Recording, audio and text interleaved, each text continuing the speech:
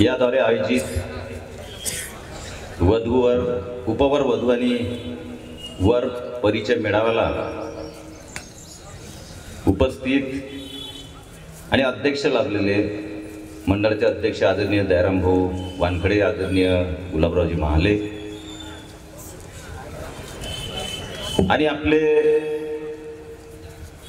महाराष्ट्राचे जे आता नव्याने कॅबिनेट मंत्री झालेले आहेत, कामगार मंत्री, जे आपल्याला भूषणाव आहे समाजासाठी, असे आकाशजी फुंडकर,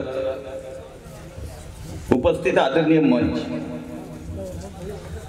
कारण सगळ्यांचे नाव अजून मुला मुलींचे नाव घ्यायचा विषयच राहणार नाही, त्यांचा परिचय आटोपता घ्यावा लागेल, आपलाच परिचय जास्त झाले, त्यामुळे सगळ्यांची माफी मागतो. उपस्थित सर्व पालकवर्ग व ज्यांच्यासाठी हा कार्यक्रम आहे असे उपवर आणि उपवधू की ज्यांना या व्यासपीठाच्या द्वारे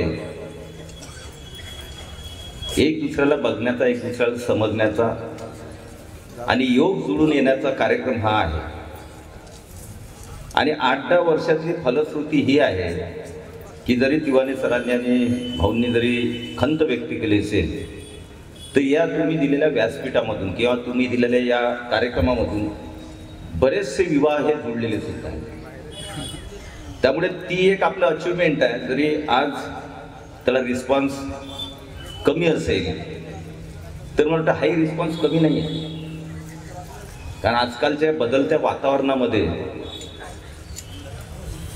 आजकाल जे वातावरण आहे त्या बदलत्या वातावरणात एवढा मुलं आणि मुली इथं येणे हे काही कमी नव्हे.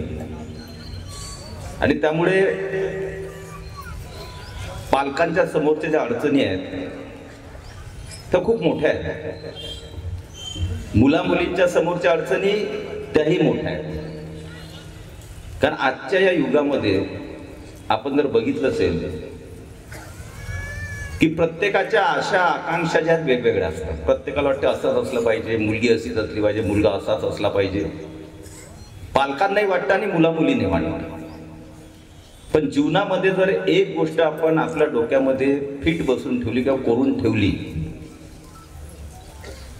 की वास्तविकतेत जगणं शिकलं पाहिजे आणि प्राप्त परिस्थितीमध्ये जे काय आहे त्याला स्वीकारलं पाहिजे.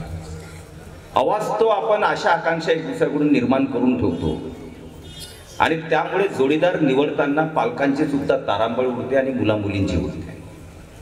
आणि म्हणून अपेक्षा ज्या आहेत त्या जर कमी ठेवल्या तर निश्चितपणे भविष्य हे चांगलं होतं.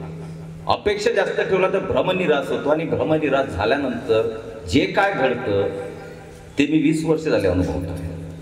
एक लोकप्रतिनिधी म्हणून, एक समाजातला घटक म्हणून, माझी मिसेस सुद्धा पोलीस स्टेशनमध्ये दक्षता समितीचे अध्यक्ष आहे, त्यामुळे रोजच्या आम्हाला ह्या सगळ्या गोष्टी माहिती असतात. आणि मग अपेक्षांचं आपण जर कमी केलं की अपेक्षा जर कमी ठेवणं चालू केल्या तर निश्चितपणे सुयोग्य वर आणि सुयोग्य वधू जी आहे ही अतिशय चांगल्या प्रकारे निवडता येते. कधी कधी उपवर वधू आणि वर जे असतात त्यांच्या अपेक्षा एवढा अवास्तव त्यांच्या अपेक्षा असतात. काही काही तर उदाहरण मला खरंच सांगावंसं वाटते की काही काही लग्न असे, काही लग्न झाल्यानंतर मग वधू म्हणते की मुलगा थोडा सावळाच आहे. लग्न झाल्यानंतर आणि मग त्यावेळेस ज्या अडचणी येतात फक्त तुमच्या दिसण्यावर, जर आपण दिसण्यावर आणि कशी मुलगी दिसते, कसा मुलगा दिसतो याच्यावरच जर सगळं आपण पुढचं भविष्य ठरवत गेलं तर मला वाटतं ते योग्य नाही आहे. शेवटी हा परिवाराचे, 2 परिवाराचे संबंध असतात आणि त्यामुळे मुलां मुलीचं लग्न ठरवत असताना परिवार कसा आहे सगळ्यात पहिले महत्त्वाचं असतं. त्या परिवारातले संस्कार काय आहेत, कसा परिवार आहे, त्या मुला मुलींवर त्यांनी कसे संस्कार केले हे जर बघितलं तर मग रूप देखणेपणा हा दुय्यम ठरतो. पण आजकाल रूप आणि देखणे याच्यावर जास्त महत्त्व मुलं आणि मुली देतात आणि पालक सुद्धा आग्रही असतात की माझी मुलगी अशी आहे तर मुलगा असा स्मार्टच असला पाहिजे. माझा मुलगा हँडसम आहे तर मुलगी बिलकुल ब्युटिफुलच असली पाहिजे. आणि मग त्या ब्युटिफुल बरोबर अपेक्षा बी एवढ्या वाढतात, एवढा शिकलेला तर एवढीच असली पाहिजे. आणि मग तेवढी असली तर शेती पण असली पाहिजे, इस्टेट पण असली पाहिजे, प्लॉटही असला पाहिजे, पैसे बँक बॅलन्सही असलं पाहिजे. आता काही एका दिवसात एका फॅमिलीमध्ये सगळ्याच गोष्टी मिळतील असं नाही आहे. सगळ्यात पहिले पाहायला पाहिजे की त्या मुलामधली क्वालिटी काय, त्या मुलामध्ये जर क्षमता असेल, त्याच्याकडे 1 एकर जरी शेती नसेल, तो नोकरीवर जरी नसेल, पण त्याच्या क्षमता करण्याची ऊर्जा आहे आणि भविष्याचा वेध घेणारा जर मुलगा असेल तर निश्चितपणे डोळे लावून मुलगी दिली पाहिजे. आणि मुलींनी सुद्धा विचार केला पाहिजे की तुम्ही सगळं असलं तर मग तुम्हाला काय, मग त्या मुलगा पाहायचाच कशाला, सगळं जर त्याच्याजवळ आहे तर तुम्ही तर डायरेक्टच चालले जाणार ना.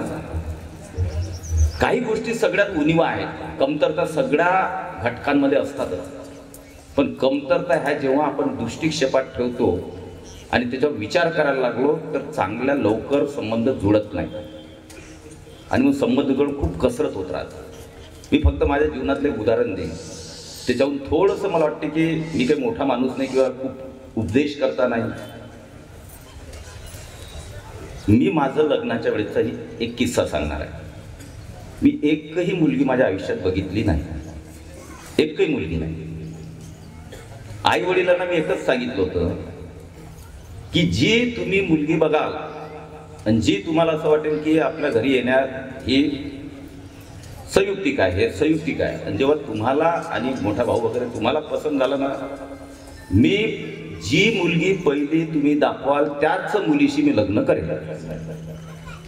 ते कशी आहे, काय आहे, काय नाही, मला काहीच घेणं नाही जी, कारण मला सगळ्यात त्रास काय होतो माहिती आहे का, आपण हे खरोखर याच्यावर चिंतन करण्याची आवश्यकता आहे. एखादी मुलगी बघायला जातो, एक मुलगा किंवा त्याचे पालक 4-4, 5-5, 7-7, 10-10, 100-100 मुली बघतात.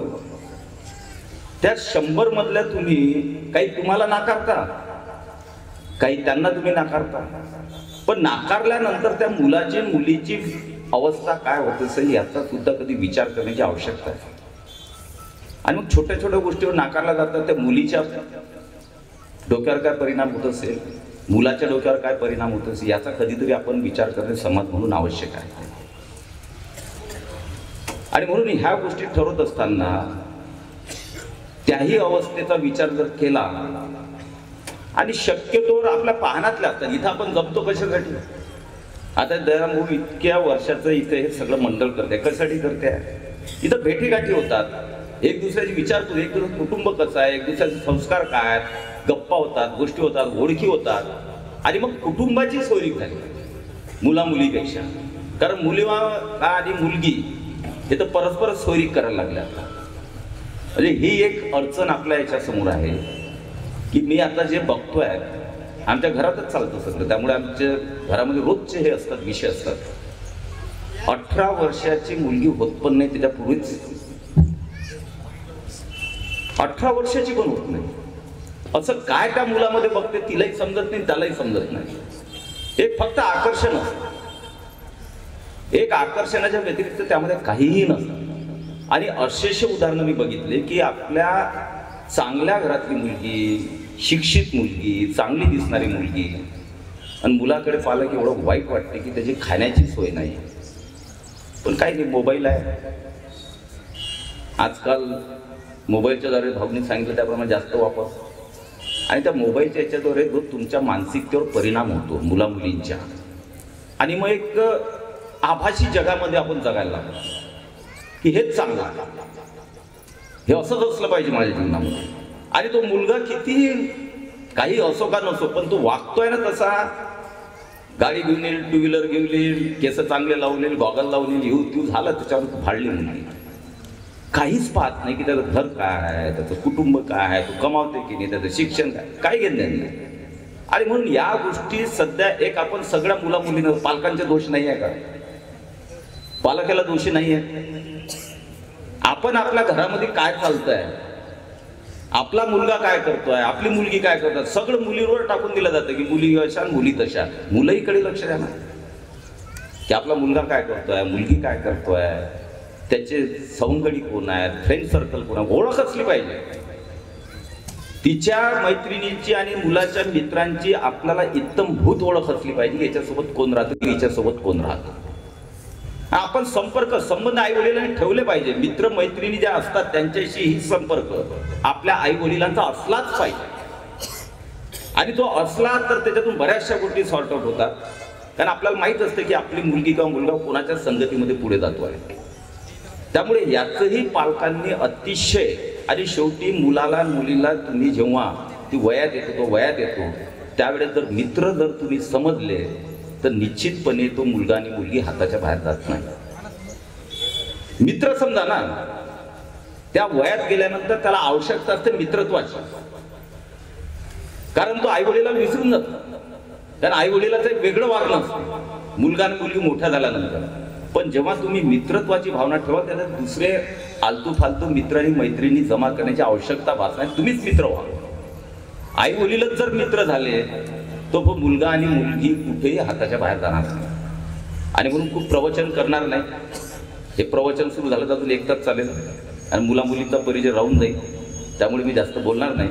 परंतु ह्या ज्या गोष्टी आहेत ह्या फक्त मुला मुलींवर ढकलून चालणार नाही. पालकांनी सुद्धा कटाक्षानं आपल्या मुला मुलींकडे, म्हणजे काही जोरजबरदस्तीचा दबाव आणायचं काम नाही. फ्री राहा ना त्यांच्यासोबत. जे काय बोलायचं ते त्यांनाही फ्री बोलू द्या, तुम्ही पण फ्री बोला. त्यांनाही मोकळीक द्या की त्यांना असं वाटलं पाहिजे मी आई वडिलांशी बोलताना काहीही बोलू शकते, काहीही बोलू शकतो, माझे आई वडील माझा ऐकू शकतात. तो जेव्हा विश्वास तुमच्यावर पैदा होईल तेव्हा ती मुलगी आणि मुलगा हा कधीही हाताच्या बाहेर जात नाही. आणि म्हणून सगळ्या उपवर वधू आणि वर यांना मी चांगला जोडीदार मिळावा. मनासारखा नाही, मनासारखा कोणालाच मिळत नसते एवढं ध्यानात ठेवावं. की बिलकुल मनासारखं म्हटलं तर आयुष्यात काहीच होत नाही. आणि शेवटी एकच सांगेन, life is a adjustment. Adjustment is a life. तुम्ही ॲडजस्ट करायला शिकलं तर तुम्हाला भविष्य चांगलंच राहील. नाही तर मग लग्न झाल्यानंतर हा असं दिसते, त्यानं हेच केलं नाही, त्यानं तेच केलं नाही. ॲडजस्ट करा ना.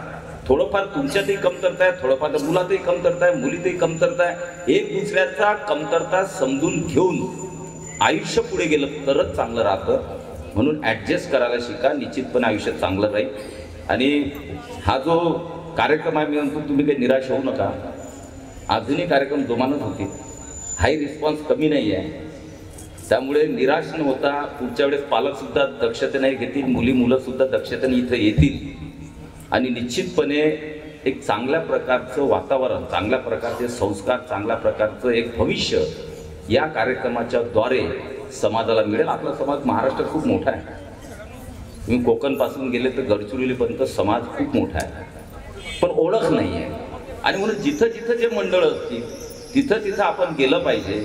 आणि तिथल्या गोष्टी ज्या आहेत त्या शिकून किंवा त्याच्याशी संपर्क करून सुयोग्य अपेक्षा जास्त न ठेवता वधूवरांची निवड करणे हे सगळ्यात अतिशय चांगलं काम आहे. अपेक्षा आता तर ते सांगितलं तुम्ही, मुलगा चांगला असतो, करते ते सगळं, मुलगा चांगला, तो आता कमावून राहिला.